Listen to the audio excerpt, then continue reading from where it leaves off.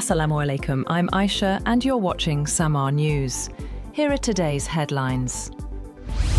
A British minister has said that US President Donald Trump's comments that NATO troops stayed off the front line in Afghanistan were deeply disappointing, noting that many European soldiers had died supporting American-led operations. Junior Minister Stephen Kinnock told Sky News many British soldiers and many soldiers from other European NATO allies gave their lives in support of American-led missions in places like Afghanistan and Iraq.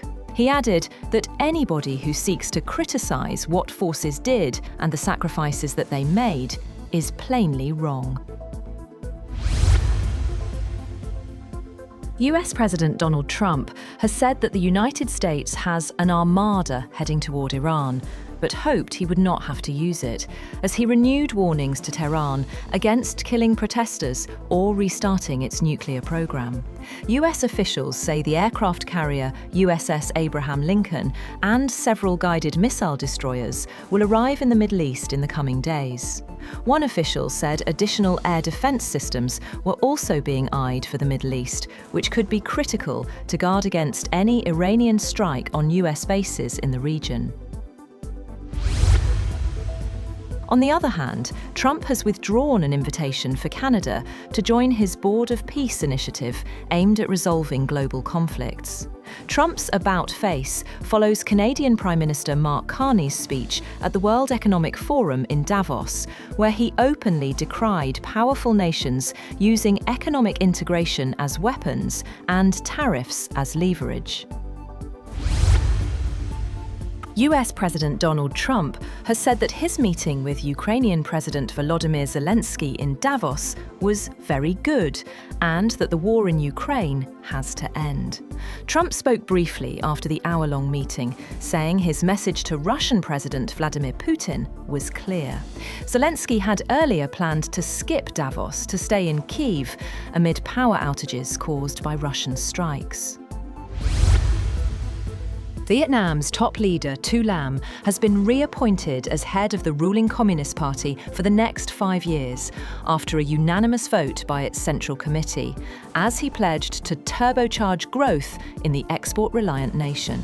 In the one-party state, Lam was re-elected to Vietnam's most powerful job by all 180 party officials from a newly formed committee at the end of a congress held every 5 years to set key targets and make leadership decisions. Uganda's military chief has said that authorities detained 2,000 opposition supporters, killed 30, and were hunting for more following a disputed presidential election in which his father, Yoweri Museveni, won a 7th term. In a series of overnight social media posts, the military chief, Museveni's son, gave the first details of the arrests and killings of NUP supporters, describing them as hooligans and terrorists. He said so far the military has killed 30 NUP terrorists, without explaining the circumstances of the deaths. Meanwhile, Russia has said it will hold security talks with the US and Ukraine in Abu Dhabi, but warned after a late-night meeting between President Vladimir Putin and 3 US envoys that a durable peace would not be possible unless territorial issues were resolved. Kremlin aide Yuri Ushakov told reporters the talks were substantive, constructive, and very frank. TikTok's Chinese owner ByteDance says it has finalized a deal to establish a majority American-owned joint venture that will secure US data to avoid a US ban on the short video app used by over 200 million Americans. ByteDance said TikTok USDS Joint Venture LLC will secure US user data, apps and algorithms through data privacy and cybersecurity measures. The deal is a milestone for the social media firm after years of battles that began in August 2020 when President Donald Trump tried to ban the app over national security concerns. That's all for now. For more updates, visit www.samaa.tv. Thank you for watching Samaa News.